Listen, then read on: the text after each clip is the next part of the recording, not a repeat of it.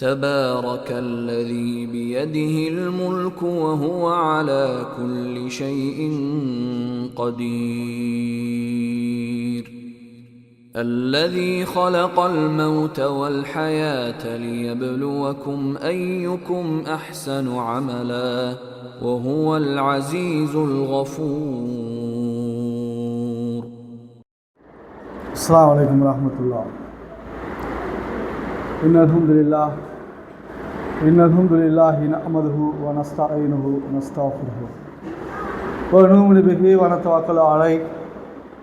أعوذ بالله من شرور أنفسنا من سيئات أعمالنا من يهده الله فلا مضل له ومن يضلل فلا هادي له. أشهد أن لا إله إلا الله وحده لا شريك له وأشهد أن محمدا عبده ورسوله أما بعد.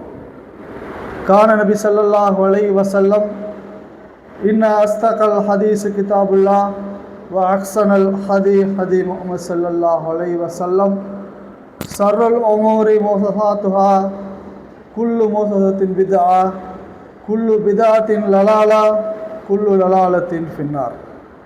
உங்களை ஒரே ஒரு ஆத்மாவிலிருந்து படைத்த உங்கள் இறைவனை அஞ்சிக் கொள்ளுங்கள் என்ற ஏக இறைவனின் எச்சரிக்கையும், அல்லாஹ்வை அஞ்ச வேண்டிய விதத்தில் அஞ்சுங்கள், நீங்கள் முஸ்லிமாக தவிர மரணித்து விடாதீர்கள் என்ற எல்லாம் வல்ல அல்லாஹ்வின் அறிவுரையும் உங்களுக்கும் எனக்கும் நினைவுபடுத்தியவனாக இந்த சிறிய உரையை ஆரம்பம் செய்கிறது. கண்ணியத்துக்குரிய எல்லாம் வல்ல அல்லாஹ்வின் நல்லடியார்களே, இந்த இறைவனின் அருள் பொங்கும் இந்த ரமலான் மாதத்தில் நம் உள்ளங்களில் இறைவனும் இறை தூதர் அவர்களும் சொல்லி சென்ற பல செய்திகளை நம் உள்ளத்திலே நிலைநிறுத்திக் கொள்ள வேண்டும் என்பதற்காக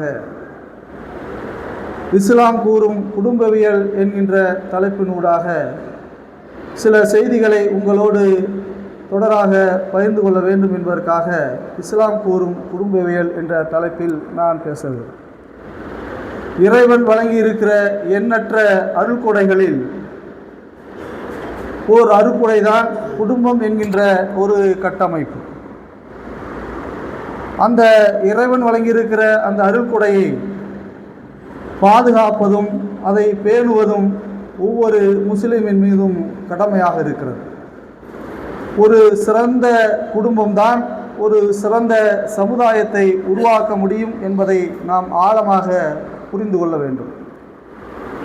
குடும்ப கட்டமைப்பு எங்கு சீர்குலைகிறதோ அந்த குடும்பத்தால் ஒரு சமூகம் சீர்குலையும் என்பதை நாம் உணர வேண்டும். இறைவன் நமக்கு இந்த குடும்பத்தின் மூலமாக எதை நமக்கு கற்றுக் கொடுக்கிறான் என்று சொன்னால், எதை கட்டளை இடுகிறான் என்று சொன்னால், திருமறை குர்ஆன் வசனத்தை நீங்கள் படிக்கிற போது நம்மால் புரிந்து கொள்ள முடியும். அமைதியையும் அன்பையும் இரக்கத்தையும் ஒன்றிணைந்ததாக ஒரு குடும்பம் அமைய வேண்டும் என்று நமக்கு இறைவன் வலியுறுத்துகிறான். இறைவனின் கட்டளையாக இருக்கிறது. இந்த மூன்று விஷயங்களில் எது எங்கே நம்ம குறை வைக்கிறோமோ அந்த இடத்தில் அல்லாஹ்வின் கட்டளைக்கு நாம் மாறு செய்கிறோம்.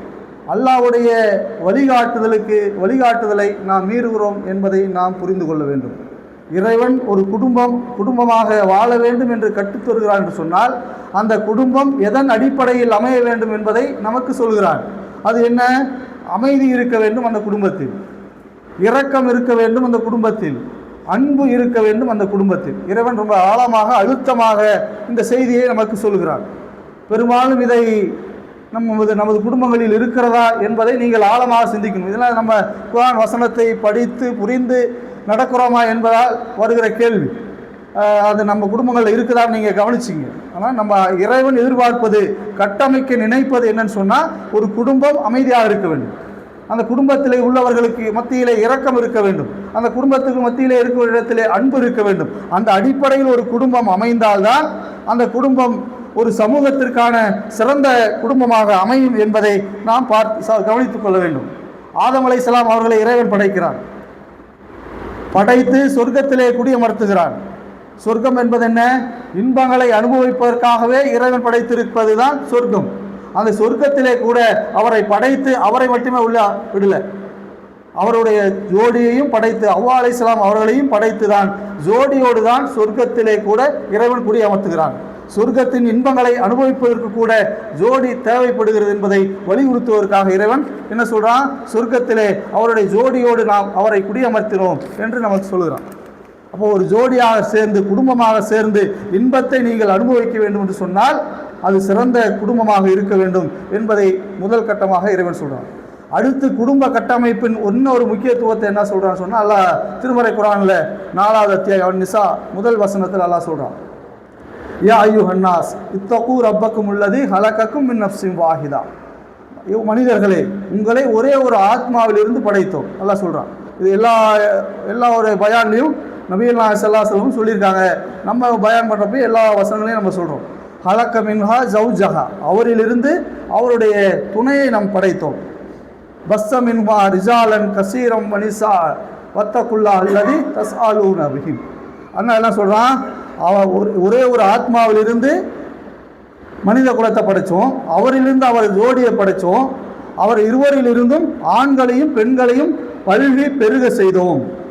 அடுத்த ஒரு குடும்ப அமைப்புன்னு அடுத்த கட்டம் என்ன, மனித சமூகம் பல்கி பெருக வேண்டும் என்பதற்காக ஒரு குடும்ப கட்டமைப்பை இறைவன் நமக்கு சொல்லி காட்டுகிறான். முதல்ல என்ன, அன்பும் இரக்கமும் ஒரு அமைதியும் இருக்கணும் ஒரு குடும்பத்தில். அடுத்ததாக குடும்ப அமைப்பின் ஒரு முக்கியத்துவம் என்னன்னு சொன்னால், அந்த குடும்பம் என்கிறது மனித சமூகத்தை பல்கி பெருக செய்வதற்காக இறைவன் ஏற்பாடு செய்த ஒரு முக்கியமான அமைப்பு. இந்த 2 விஷயம் ரொம்ப முக்கியமானது.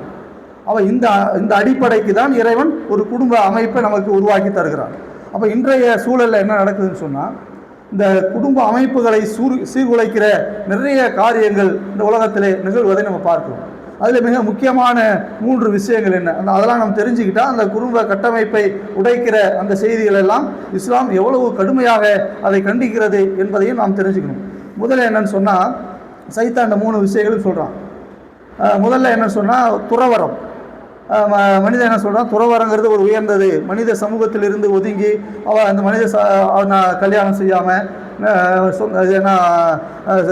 இன்பங்களை துறந்து நிறைய தேவைகளை துறந்து துறவரமாக தனியாக போயிருக்கிறான். அப்படி இருக்கிறவன் சமுதாயத்தில் உயர்ந்தவனாக முஸ்லீம் சமுதாயத்திலும் கருதுகிறாங்க, மற்ற சமுதாயத்திலும் கருதுகிறார்கள். எப்படி அவன் துறவரத்தில் கல்யாணம் செய்யாமல் இருந்தால் அல்லது சொத்து சுகங்களெல்லாம் விட்டுட்டு தனியாக இருந்தால் அவன் உயர்ந்தவனாக கருதப்படுகிறது சமுதாயத்தில். ஆனால் அது இஸ்லாம் வன்மையாக அதை கண்டிக்கிறது. ஆனால் இயல்பாக என்ன இருக்குதுன்னா, துறவரமாக போய் இருக்கிறவன் இன்றைக்கி இயல்பாக அப்படி இல்லை. அவன் தான் நிறைய கோடிக்கணக்காக சொத்து வச்சுருக்கான். பார்த்திங்கன்னா அவன் தான் பெரிய பெரிய கம்பெனிக்கு முதலாளியாக இருக்கிறான். அவன் துறவரம்லாம் இல்லை, இப்போ பேருக்கு தான் அவன் துறவி மாதிரி சொல்லுவான், நான் கல்யாணம் பண்ணலன்னு சொல்லுவான். ஆனால் அவன் அங்கே பெரும் அநியாயங்கள், அங்கே அந்த துறவரம் சொல்கிற ஆசிரமத்தில் அங்கே பெரிய அநியாயங்கள் நடப்பதும், அவர்கள் கோடியாக சொத்து வைப்பதும், மிகப்பெரிய கம்பெனிகளுக்கு முதலாளியாக இருப்பதும் அவர்கள் தான் இருக்கிறாங்கிறத நம்ம யதார்த்தமான உலகத்தில் அப்படியே இருக்குது. அவன் எந்த துறவரமும் மேற்கொள்வதில்லை. ஆனால் மக்கள் என்ன நினைக்கிறார்கள், அவன் துறவின்னு சொல்லிட்டானா அவனை உயர்வாக கடவுளுக்கு நிகராக மதிக்கிறத நம்ம பார்க்குறோம். அப்படி நிறைய நிகழ்வதை நம்ம பார்க்குறோம். அப்போ இஸ்லாம் அதை என்ன சொல்லுதுன்னு சொன்னால், துறவரம் என்பது இஸ்லாத்தில் இல்லாத ஒன்று, ரொம்ப வன்மையாக கண்டிக்கப்படக்கூடிய ஒரு செய்தி என்று இஸ்லாம் சொல்கிறது. நபிகள் நாயகம் ஸல்லல்லாஹு அலைஹி வஸல்லம் அவர்கள் காலத்தில் ஒரு 3 பேர் வராங்க. அல்லாஹ்வுடைய தூதருடைய மனைவி இடத்துல, ஆயிஷா இடத்துல கேட்குறாங்க, அல்லாஹ்வுடைய தூதருடைய வணக்க வழிபாடுகள் எப்படி இருக்கும் அப்படின்னு கேட்குறாங்க. அப்போ நபி ஆயிஷா என்ன சொல்கிறாங்க, அவங்க சொல்கிற எப்படி தொழுவாங்க, எப்படி நோன்பு வைப்பாங்க, இப்படி இருப்பாங்கன்னு சொல்லி சில செய்திகளை சொல்கிறாங்க. அப்போ அவங்க 3 பேர் என்ன செய்கிறாங்கன்னா, பள்ளிவாசலில் போய் உட்காந்து பேசிக்கிறாங்க. அல்லாஹ்வுடைய தூதர் செய்கிறது ரொம்ப கம்மியாக தெரியுது. அவர் அல்லாஹ்வுடைய தூதர், அவருடைய முன்பின் பாவங்கள் மன்னிக்கப்பட்டுச்சு, அதனால் அவர் கொஞ்சம் குறைவாக செய்கிறவார். ஆனால் நம்மளுடைய பாவங்கள் எல்லாம் மன்னிக்கிறாங்கன்னா தெரியாது. அதனால் நம்ம ஒரு முடிவு எடுப்போம். என்ன எடுப்போம், ஒருத்தர் சொல்கிறாரு, நான் இனிமேல் இரவு முழுவதும் தொழுதுகிட்டே தான் இருப்பேன் அப்படின்னு ஒருத்தர் சொல்கிறாரு. இன்னொருத்தர் என்ன சொல்கிறாரு, நான் இனிமேல் காலம் பூரா நோன்பு வச்சுக்கிட்டே இருப்பேன்னு ஒருத்தர் சொல்கிறாரு. இன்னொருத்தர் என்ன சொல்கிறாரு, நான் இனிமேல் திருமணமே செய்ய மாட்டேன் அப்படின்னு ஒருத்தர் சொல்கிறாரு. இப்போ இந்த 3 பேரும் பேசிக்கிறத கேட்டுட்டு நபிகள் நாயகம் ஸல்லல்லாஹு அலைஹி வஸல்லம் வந்தோடனே அவங்கள்ட்ட இந்த செய்தியை சொல்கிறாங்க. இது மாதிரி 3 பேர் வந்தாங்க, இப்படி கேட்டாங்க, இப்படி பேசிக்கிறாங்க அப்படின்னு சொன்னோடனே நபிகள் நாயகம் ஸல்லல்லாஹு அலைஹி வஸல்லம் அவங்கள்ட்ட போய் கேட்குறாங்க, இப்படிலாம் நீங்கள் தான் பேசுகிறீங்களா அப்படின்னு. ஆமாம் அப்படின்னு சொல்கிறாங்க. அப்போ நபிகள் நாயகம் ஸல்லல்லாஹு அலைஹி வஸல்லம் சொல்கிறாங்க, நான் உங்களை விட அல்லாஹ்வை அதிகம் அஞ்சுகிறேன், நான் அதிகம் அஞ்சுகிறேன். நான் திருமணம் முடித்திருக்கிறேன், நான் தொழுகவும் செய்கிறேன், தூங்கவும் செய்கிறேன். அதே போல் இன்னொரு செய்தி என்ன சொன்னேன், தொழுவும் செய்கிறேன் தூங்கவும் செய்கிறேன், நான் நோன்பு சில நேரம் நோன்பு வைக்கிறேன் சில நேரம் நோன்பை விட்டுடுறேன். அப்படி நீங்கள் இப்படிலாம் நீங்கள் செய்யக்கூடாது, துறவரம் என்பது இருக்கக்கூடாது. இப்படி நீங்கள் செஞ்சீங்கன்னு சொன்னால் என்னை சேர்ந்தவர் இல்லை. எப்படி நான் திருமணமே செய்ய மாட்டேன்னு சொல்கிறாரு, காலப்புறம் நோன்பு வைப்பேன்னு சொல்கிறாரு, நான் இரவு முழுவதும் தொழுது கொண்டே இருப்பேன் அப்படின்னு சொல்கிறாரு. இப்படி நீங்கள் செய்தால் சொன்னால் நீங்கள் என்னை சேர்ந்தவர்கள் இல்லை அப்படின்னு சொல்கிறாங்க. என்னை சேர்ந்தவர்கள் என்ன, நீங்கள் முஸ்லீமே இல்லை அப்படின்னு சொல்கிறாங்க. துறவரத்தை மேற்கொண்டால் அவன் முஸ்லீமே இல்லை என்று சொல்கிற அளவிற்கு வன்மையாக துறவரத்தை இஸ்லாம் கண்டிக்கிறது. இது ஒரு செய்தி. இது வந்து ஒரு குடும்ப அமைப்பை சீர்குலைக்கக்கூடிய ஒரு முக்கியமான செய்தி.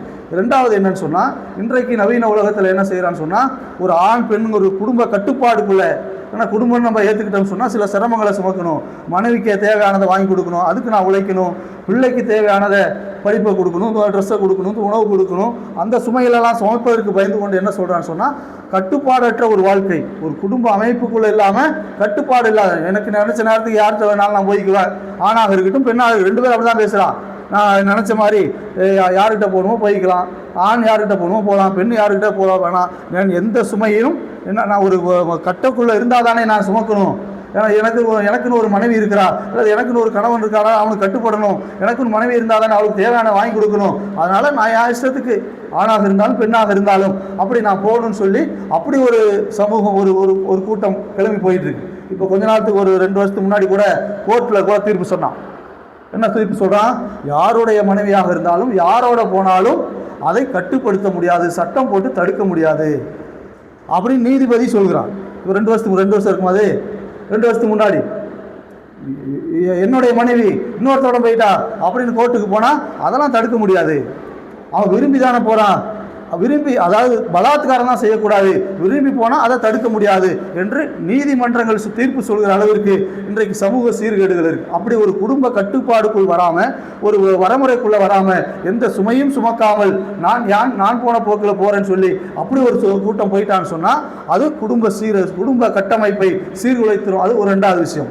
3வது விஷயம் என்னன்னு சொன்னால், ஓரினை சேர்க்கை, ஆணும் சேர்ந்துக்கிறது, பெண்ணும் சேர்ந்துக்கிறது, இப்படி இவங்க 2 பேர்த்துக்குள்ள இன்பம் அனுபவிக்கிறேன்னு சொல்லி ஓரினை சேர்க்கைக்குள்ளார போகக்கூடிய ஒரு கூட்டம் இன்றைக்கு உருவாயிட்டான். இது எப்போ ஆரம்பிக்குது, லூத் அலைஹிஸ்ஸலாம் அவருடைய சமுதாயம் தான் இதை முதல் ஆரம்பிக்கிறான். லூத் அலைஹிஸ்ஸலாம் சொல்கிறாங்க அந்த சமுதாயத்தை, எப்பா இதுக்கு முன்னாடி எந்த சமுதாயமும் எந்த மனிதர்களும் செய்யாத ஒரு மானக்கேடான கேடுகட்ட செயலை நீங்கள் செய்கிறீங்களே என்று சொல்லி லூத் அலைஹிஸ்ஸலாம் அவர்கள் சொன்னார்கள், அந்த சமுதாயத்தில் சொன்னார்னு சொல்லி அல்லாஹ் குர்ஆன்ல சொல்கிறான். அப்போ லூத் அலைஹிஸ்ஸலாம் அந்த சமுதாயம் ஆரம்பித்தது இன்றளைக்கும் பெரும் கூட்டம் இல்லைனாலும் ஓரினை சேர்க்கலாம். மற்ற மேற்கத்திய நாடுகள்லாம் எங்களுக்கு ஒரு சங்கம் வேணும், எங்களுக்கு என்று ஒரு உரிமை வேண்டும், நாங்கள் திருமணம் செய்து கொள்வதற்கு நீங்கள் உரிமை அளிக்கணும், கோர்ட்டில் அனுமதி கொடுத்துட்டான். அப்போ அனுமதி இருக்கிறது, ஆணுக்கு திருமணம் செஞ்சுக்கலாம், பெண்ணும் திருமணம் செய்து கொள்ளலாம், ஓரினை சேர்க்கை. அப்போ இவன் ஓரினை சேர்க்கைகள் அவன் இருந்தான்னு சொன்னால் அவனுக்கு எப்படி சந்ததிகள் பெருகும்? இறைவனுடைய கட்டளை என்ன, இறைவன் எதிர்பார்ப்பது என்ன, ஒரு குடும்பத்தின் கட்டமைப்பு எப்படி இருக்கணும், அங்கே அன்பு இருக்கணும், இரக்கம் இருக்கணும், அமைதி இருக்கணும், அதை தாண்டி அடுத்து அந்த மனித சமூகம் வலிமை பெருகணும். இதுதான் ஒரு குடும்ப கட்டமைப்பின் முக்கியத்துவத்தை இறைவன் சொல்கிறான். ஆனால் இதெல்லாம் சீர்குலைக்கிற வகையில் ஆணும் சேர்ந்து கொண்டால், பெண்ணும் சேர்ந்து கொண்டால் இந்த சமூக அமைப்பு சீர்குலைந்து போயிடும், மனித குலம் பெருகுவது சீர்குலைந்து போகும். இப்போ இதுக்கெல்லாம் எவ்வளவு கடுமையான தண்டனை இறைவன் சொல்கிறான். விபச்சாரம் செய்தால் என்ன தண்டனை, எனக்கு எந்த கட்டுப்பாடு இல்லை, நான் யாரோட வேணாலும் போவேன் என்று நீங்கள் போனால் விபச்சாரத்திற்கு இஸ்லாம் சொல்கிற தண்டனை என்ன, கல்லால் எரிந்து கொல்லப்பட வேண்டும் அந்த மனிதன், அந்த ஆணாக இருந்தாலும் பெண்ணாக இருந்தாலும் கல்லால் எரிந்து கொல்லப்பட வேண்டும் என்ற கடுமையான சட்டம் வச்சிருக்கு. அதே போல லூத் அலைஹிஸ்ஸலாம் சமுதாயம் அவர்கள் ஓரினை சேர்க்கை செய்ததால் அவர்களை, அந்த சமுதாயத்தை எப்படி இறைவன் அழித்தான் என்பதை இறைவன் திருமறை குர்ஆன்ல சொல்றான். எப்படி அழிச்சான்? அவர்களை கூடர்களாக, பார்வை தெரியாதவர்களாக ஆக்கிட்டான்.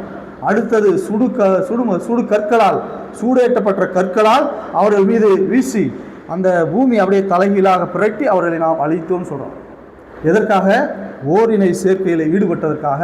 அவர்களை எப்படி அழித்தான்? கண் பார்வை இல்லாதவர்களாக, சூடேற்றப்பட்ட கற்களால் அவர்கள் அடிக்கப்பட்டு அப்படியே பூமியை தலைகீழாக புரட்டி அவர்களை மேல் பகுதியை கீழ்ப்பகுதியாக மாற்றி அவர்களை நாம் அழித்தோம் என்று சொல்கிறோம். அப்போ இந்த ஒரு குடும்ப கட்டமைப்பை உடைப்பது என்பது எவ்வளோ பெரிய குற்றமாக எடுத்து அதற்கு எவ்வளவு கடுமையான தண்டனை இறைவன் கொடுக்கிறான் என்பதில் இருந்து நாம் ஒரு குடும்ப கட்டமைப்பு என்பது எவ்வளோ ஒரு முக்கியமான விஷயம், எவ்வளோ ஒரு மேன்மையான விஷயம், எவ்வளவு மகத்துவமான ஒரு விஷயம் என்பதை ஒரு முஸ்லீமாக இருக்கக்கூடியவன் ஒரு குடும்ப கட்டமைப்பை சீராக சிறப்பாக பாதுகாக்க வேண்டும் என்பதை இந்த செய்தியிலிருந்து நாம் புரிந்து கொள்கிறோம். இன்ஷா அல்லாஹ் அடுத்தடுத்த செய்தியில் அடுத்தடுத்த நாட்களில் பார்ப்போம். அஸ்ஸலாமு அலைக்கும்.